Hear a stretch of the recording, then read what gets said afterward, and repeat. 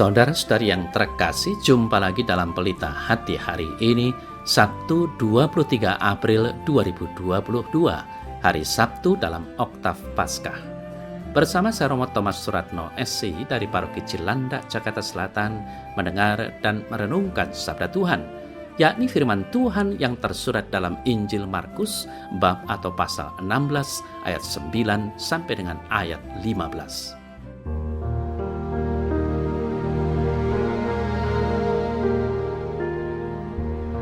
Setelah Yesus bangkit pagi-pagi pada hari pertama minggu itu, ia mula-mula menampakkan dirinya kepada Maria Magdalena.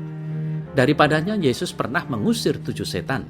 Lalu perempuan itu pergi memberitahukannya kepada mereka yang selalu mengiringi Yesus dan yang pada waktu itu sedang berkabung dan menangis.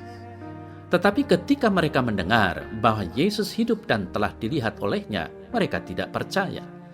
Sesudah itu ia menampakkan diri dalam rupa yang lain kepada 2 orang dari mereka ketika keduanya dalam perjalanan keluar kota. Lalu kembalilah mereka dan memberitahukannya kepada teman-teman yang lain. Tetapi kepada mereka pun teman-teman itu tidak percaya. Akhirnya ia menampakkan diri kepada ke-11 orang itu ketika mereka sedang makan. Dan ia mencela ketidakpercayaan dan kedegilan hati mereka. Oleh karena mereka tidak percaya kepada orang-orang yang telah melihat dia sesudah kebangkitannya. Lalu ia berkata kepada mereka, "Pergilah ke seluruh dunia, beritakanlah Injil kepada segala makhluk."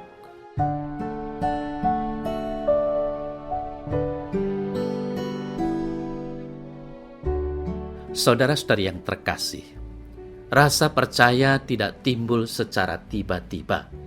Percaya merupakan sebuah proses dinamis yang dialami dari pengalaman personal seseorang kepada orang lain atau kepada suatu hal tertentu. Demikian juga dengan para murid. Mereka sampai pada kepercayaan akan Yesus yang sudah bangkit karena mereka mengalami proses yang tidak mudah.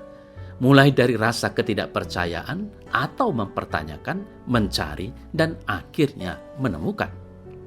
Saudara-saudari yang terkasih, Yesus yang sudah bangkit tidak begitu saja bisa mereka terima, apalagi warta dari para wanita.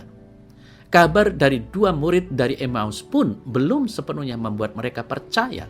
Ketika Yesus menjumpai mereka secara langsunglah, para murid kemudian baru mendapat kepercayaan. Yesus yang bangkit tidak segera meninggalkan para murid.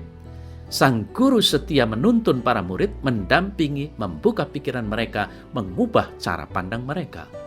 Penyertaan itulah yang dibutuhkan pada murid untuk sampai pada keyakinan bahwa Yesus yang disalibkan saat ini sudah bangkit.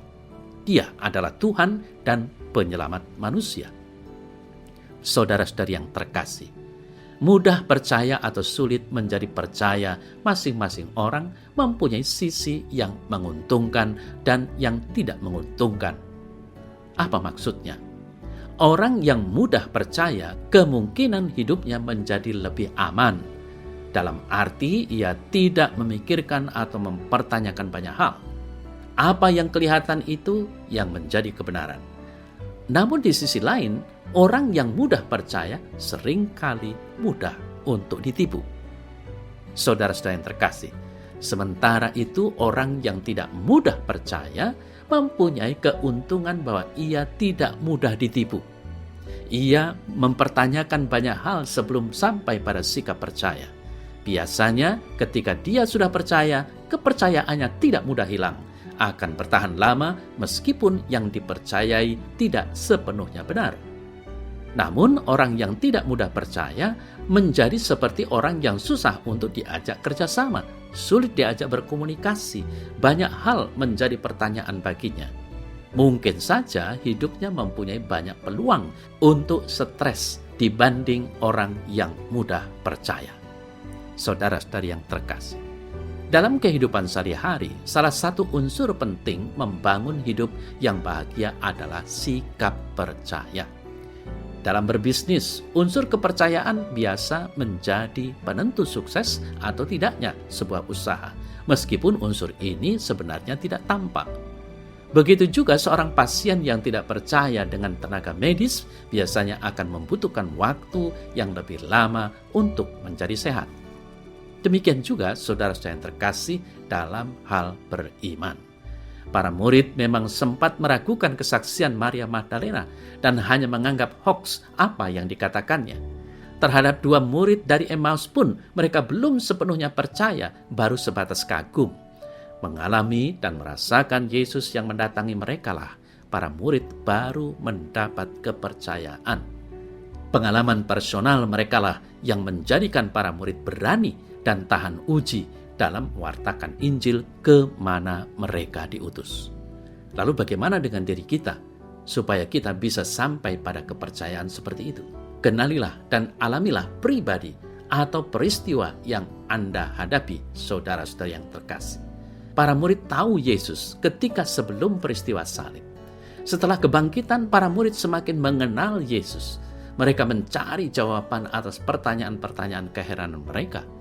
Temuan para murid adalah mereka akhirnya sungguh percaya pada Yesus yang bangkit.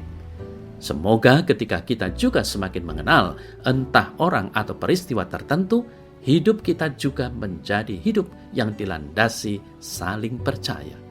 Terlebih kita semakin percaya akan kasih dan kebaikan Tuhan yang senantiasa menyertai kita.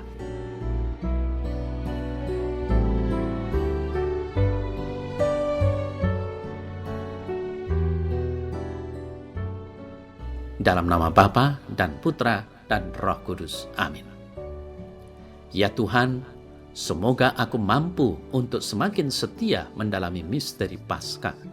Mampukan aku untuk dapat bertahan dalam iman dan dalam setiap situasi hidup yang aku alami.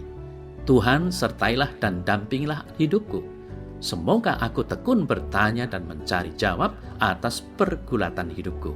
Sebab Engkaulah sumber pengharapanku sepanjang segala masa. Amin.